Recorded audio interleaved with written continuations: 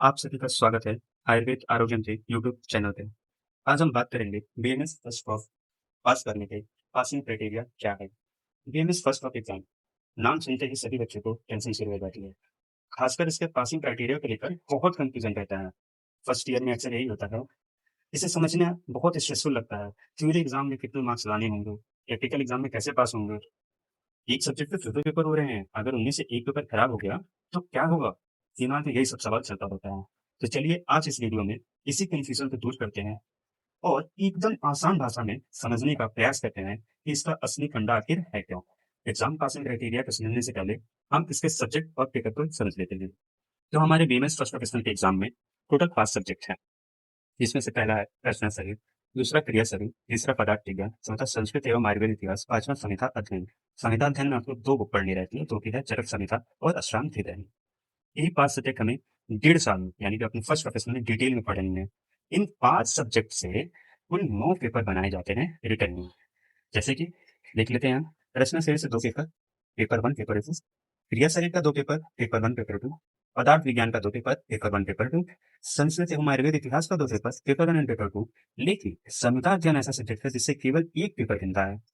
मेरे ख्याल से मैथ्स यहाँ पे क्लियर है। इन 4 सब्जेक्ट से 2-2 पेपर यानी कि 8 पेपर और इस अकेले संविधा अध्ययन से 1 पेपर।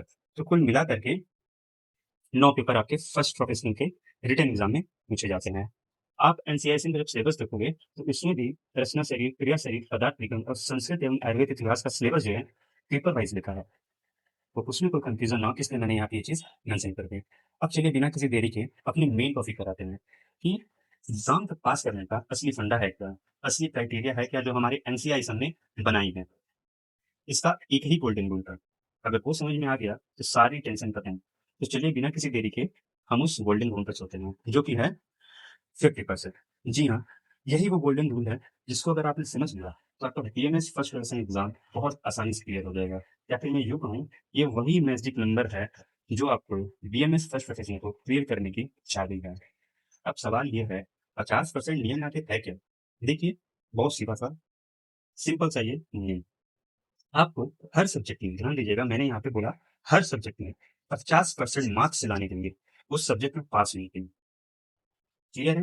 हर सब्जेक्ट में 50% मार्क्स लाने होंगे तो उस सब्जेक्ट में पास होने के लिए। अब बात आती है कि हमारे तो थ्योरी और प्रैक्टिकल दोनों एग्जाम होते हैं। उन दोनों का क्राइटेरिया क्या है? यानी कि थ्योरी और प्रैक्टिकल दो अलग अलग चीजें होती हैं। थ्योरी एग्जाम हम एग्जाम सेंटर जाके यूनिवर्सिटी में देते हैं और प्रैक्टिकल जो हमारे कॉलेज के अंदर होते हैं। तो हम एक एक करके दोनों को समझ लेते हैं। सबसे पहले हम सारे सब्जेक्ट के थ्योरी एग्जाम को समझ लेते हैं। तो थ्योरी एग्जाम में पास होने के लिए 50% मार्क्स चाहिए। थ्योरी एग्जाम में पास होने के लिए कितने परसेंट मार्क्स चाहिए? 50% मार्क्स चाहिए हर सब्जेक्ट में। ध्यान दीजिएगा, हर सब्जेक्ट में। आप समझने का प्रयास करते हैं, जो कि मैंने पहले स्लाइड में बताया था। जो हमारे ये 4 सब्जेक्ट हैं, कौन-कौन से? क्रिया शरीर, रचना शरीर, पदार्थ विज्ञान और संस्कृत। इन चारों सब्जेक्ट से 2-2 पेपर पढ़ते हैं, यानी कि 2-2 रिटन एग्जाम होते हैं। Paper 1 and paper 2। इन चारों सब्जेक्ट के 2-2 एग्जाम होते हैं और हर पेपर जो है 100 नंबर का रहता है। तो इसके हिसाब से क्रिया शरीर का जो पेपर बनता है वो 200 मार्क्स का बनता है, रचना शरीर का 200 मार्क्स का, पदार्थ विज्ञान का 200 मार्क्स का और संस्कृत का 200 मार्क्स का। इतना तो क्लियर हो गया कि 200 नंबर के ये 4 सब्जेक्ट हैं, जिनके रिटन एग्जाम 2 पेपर के माध्यम से होते हैं। हर पेपर का 100 नंबर। तो ओवरऑल क्रिया शरीर का जो रिटन एग्जाम बना वो 200 नंबर का, रचना शरीर का भी 200 नंबर का, पदार्थ विज्ञान का 200 नंबर का, संस्कृत का 200 नंबर का। और मैंने बताया था 50% क्राइटेरिया, यानी कि आपको इन सब्जेक्ट्स में पास होने के लिए, एग्जाम्पल ले लेते हैं संस्कृत का। संस्कृत में पास होने के लिए आपको 100 नंबर चाहिए 200 नंबर में से, तो आप इस सब्जेक्ट यानी कि संस्कृत में पास हैं। क्लियर है? ये जो मैंने बताया 100 नंबर चाहिए 200 नंबर में, तो इसका एक्चुअल मीनिंग क्या है? यानी कि 2 पेपर अलग-अलग हो रहे हैं। क्या हमें दोनों पेपर में अलग-अलग पास होने की जरूरत है? तो चलिए इस 50% क्राइटेरिया का असली फंडा क्या है वो समझ लेते हैं। मैंने आपको बताया कि संस्कृत के 2 पेपर होते हैं, जिसकी थ्योरी का वेटेज बन गया संस्कृत का। यहाँ पे हमने संस्कृत का एग्जाम्पल इसलिए लिया है क्योंकि फर्स्ट सेमेस्टर में सबसे ज्यादा परेशान यही सब्जेक्ट करता है। किसी भी बच्चे से पूछ लीजिए, सबसे ज्यादा दिक्कत इस सब्जेक्ट में होती है बच्चे को। तो हमने बताया था आपको कि 2 पेपर होते हैं। पेपर 1 100 नंबर का, पेपर 2 100 नंबर का। तो टोटल ओवरऑल संस्कृत का पेपर रिटन एग्जाम 200 नंबर का बना। क्लियर है? अब आता है सबसे जरूरी और सबसे स्ट्रेटेजिक पॉइंट। कमाल की बात यह है कि आपको दोनों पेपर में अलग अलग पास होने की जरूरत नहीं है, आपको उस ओवरऑल सब्जेक्ट में पास होने की जरूरत है। यहाँ पर बहुत अच्छा इसे एग्जाम्पल लेकर के मैं आपको एक्सप्लेन करने जा रहा हूँ, थोड़ा ध्यान से सुनिएगा। जैसे कुछ बच्चों का पेपर 1 अच्छा से तैयार होता है, कुछ बच्चों का पेपर 2 अच्छे से तैयार होता है। मान लीजिए कुछ बच्चे ऐसे हैं जिनका पेपर वन पेपर टू दोनों अच्छे से तैयार है, लेकिन किसी कारण से, किसी रीजन से वो एग्जाम जब अटेम्प्ट करने बैठते हैं, स्ट्रेस में कह लो या फिर टाइमिंग लेट पहुंची या फिर टीचर एग्जामिनेशन हॉल में जो प्रेजेंट रहता है वो उनको डांट देता है किसी कारण से, तो उनका पेपर वो खराब हो जाता है। उसमें वो केवल 30 मार्क्स स्कोर कर पाते हैं। ये मार्क्स आप घर पे आके एनालिसिस करते हो तो पता चल जाता है कि हाँ आपका पेपर कैसा गया कैसा नहीं गया। आपने घर पे आके एनालिसिस किया तो आपको पता चला पेपर में 30 मार्क्स हैं। आप डर गए या तो हम फेल हो गए। लेकिन नहीं, हमारे पास अभी मौका है। उस सब्जेक्ट का पेपर टू पूरा पूरा 100 नंबर हमारे पास बचा हुआ है। हम चाहें तो उसमें अच्छा परफॉर्म करके उस ओवरऑल सब्जेक्ट में पास हो सकते हैं। आप अगले ही दिन गए, उस पेपर को बहुत अच्छे से अटेंड किया और घर पे आके देखा तो आपको 70 से 75 मार्क्स मिल रहे थे। तो अगर आप ध्यान दें तो पेपर 1 और पेपर 2 दोनों मिला करके आपके 100 नंबर बन गए और संस्कृत का पेपर होता है 200 नंबर का। तो इसका मतलब ये हुआ कि आप इस सब्जेक्ट में पास हो। यही 50% क्राइटेरिया है जो आपको समझने की ज़रूरत है। आपको उस ओवरऑल सब्जेक्ट में पास होना है, ना कि हर एक पेपर में पास होना है। हमने संस्कृत का एग्जाम्पल समझ लिया। इसी से हमारी ये चारों चीजें क्लियर हो गई। क्रिया शरीर, रचना शरीर, पदार्थ विज्ञान और संस्कृत चारों सेम पैटर्न में रहता है। चारों में पास करने की सेम क्राइटेरिया है। ठीक है। अब बात करते हैं आखिरी सब्जेक्ट संहिता अध्ययन की। ये थोड़ा अलग है। इसमें केवल एक पेपर होता है 100 नंबर का, जिसमें आपको मौका नहीं मिलता है। आपको इस पेपर में पास होना ही पड़ेगा किसी भी कीमत पे। आपको 50 नंबर लाने हैं एक बार में। आपको दूसरा मौका नहीं मिलेगा। मेरे ख्याल से मैंने थ्योरी का क्लियर कर दिया। क्या पासिंग क्राइटेरिया है, कैसे स्ट्रेटेजिकली हम पास हो सकते हैं। कोई एक पेपर या एक पेपर हमारा वीक है या फिर खराब हो गया तो हम दूसरे पेपर अच्छा अटेम्प्ट करके उसको बेटर कर सकते हैं। अगर आपको कोई डाउट है या फिर नहीं समझ में आया तो इस वीडियो को दोबारा देखिए, इसको दोबारा समझने का प्रयास करिए। अब हमने तो थ्योरी क्लियर कर ली, अब चलते हैं प्रैक्टिकल पे। कमाल की बात यह है कि प्रैक्टिकल एग्जाम में पास होने के लिए कोई नया रूल नहीं है। इसमें भी वही हमारा गोल्डन रूल 50% वाला क्राइटेरिया फॉलो होता है।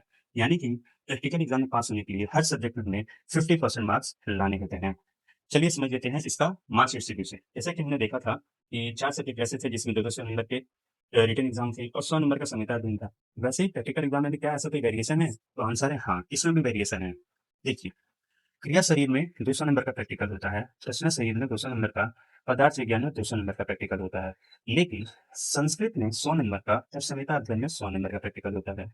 इन 3 सब्जेक्ट में 200 नंबर के प्रैक्टिकल होते हैं और इन 2 सब्जेक्ट में 100 नंबर के प्रैक्टिकल होते हैं। अब चलिए समझ लेते हैं 200 नंबर का जो प्रैक्टिकल है उसमें मार्क्स डिस्ट्रीब्यूशन कैसे रहता है। देखिए, जो 200 नंबर का प्रैक्टिकल है उसमें 100 नंबर का मेन प्रैक्टिकल होगा, 70 नंबर का वाइवा होगा और 30 नंबर का इंटरनल असेसमेंट होगा, जो कि यहाँ पे अच्छे से एक्सप्लेन किया गया है। 100 नंबर का प्रैक्टिकल, 70 नंबर का वाइवा और 30 नंबर का इंटरनल असेसमेंट। ये तो हो गई 200 नंबर के प्रैक्टिकल की बात। अब 100 नंबर वाले की क्या क्राइटेरिया है? तो 100 नंबर में आपका जो ये बड़ा सा पोर्शन है प्रैक्टिकल वाला, वो हटा दिया जाता है। केवल आपका वाइवा और इंटरनल असेसमेंट होता है। यानी कि 70 नंबर का वाइवा होगा, 30 नंबर का इंटरनल असेसमेंट होगा। ये दोनों मिलाकर के 100 नंबर के आपके प्रैक्टिकल हो गए संस्कृत के और समता अध्ययन के। क्लियर है? इसमें भी आपको पास होने के लिए 50% क्राइटेरिया, यानी कि क्रिया शरीर में पास होने के लिए 200 में से 100 नंबर चाहिए। रचना शरीर में पास होने के लिए 200 में से 100 नंबर, पदार्थ विज्ञान में पास होने के लिए 200 में से 100 नंबर। लेकिन संस्कृत में पास होने के लिए 50 नंबर चाहिए क्योंकि उसका प्रैक्टिकल 100 ही नंबर का है और संहिता अध्ययन में पास होने के लिए 50 नंबर चाहिए क्योंकि उसका प्रैक्टिकल 100 नंबर का है। हमने थ्योरी और प्रैक्टिकल डिटेल में अलग-अलग समझ लिया। अब बात की बात इन दोनों को साथ में कंबाइन करके देखनी थी, जिससे पूरा बीएमएस फर्स्ट प्रोफेशनल का पिक्चर जो है क्रिस्टल क्लियर हो जाए। चलिए देखते हैं। देखिए, क्रिया शरीर का थ्योरी जो है 200 नंबर का है, प्रैक्टिकल 200 नंबर का है, तो टोटल 400 नंबर का इसका एग्जाम हुआ। रचना शरीर का प्रैक्टिकल 200 नंबर का, थ्योरी 200 नंबर का, इसका भी एग्जाम 400 नंबर का। पदार्थ विज्ञान का थ्योरी 200 नंबर, प्रैक्टिकल 200 नंबर, इसका 400 नंबर। ये 3 मेजर सब्जेक्ट हैं आपके बीएमएस फर्स्ट प्रॉफ के। आती है बात संस्कृत की, तो इसका थ्योरी तो 200 नंबर का है, लेकिन प्रैक्टिकल जो है केवल 100 नंबर का होता है। इसका ओवरऑल 300 मार्क्स का एग्जाम बनता है। समता अध्ययन की बात कर ले तो इसका थ्योरी 100 नंबर और प्रैक्टिकल भी 100 नंबर, सबसे सिंपल सब्जेक्ट, और इसका टोटल बनता है 200 नंबर। क्लियर है? अगर हम इसका ओवरऑल करें, मास्टर मैट्रिक्स करें, तो हमको मिलता है 1700 मार्क्स, यानी कि आपका बीएमएस फर्स्ट प्रॉफ का एग्जाम जो है 1700 नंबर का रहता है। जब आपका रिजल्ट आएगा तो दिखेगा कि 1700 नंबर में से आपने ओवरऑल कितने मार्क्स गेन किए हैं। ठीक है? इस वीडियो में मैंने पासिंग क्राइटेरिया बता दी, थ्योरी और प्रैक्टिकल को लेकर के। अब आप इस वीडियो में बताई गई इन्फॉर्मेशन का इस्तेमाल करके अपने एग्जाम के लिए एक विनिंग स्ट्रेटेजी बना सकते हैं। अगर कोई डाउट रह गया हो या फिर आपको कुछ समझ में ना आया हो तो आप कमेंट सेक्शन में पूछ सकते हैं। और ऐसे एग्जाम रिलेटेड इन्फॉर्मेशन वीडियो के लिए आप हमारे चैनल को सब्सक्राइब कर सकते हैं और बेल आइकन का नोटिफिकेशन हमेशा ऑन रखें ताकि आप कोई वीडियो मिस न करें। वीडियो को देखने के लिए थैंक यू। मिलते हैं नेक्स्ट वीडियो में।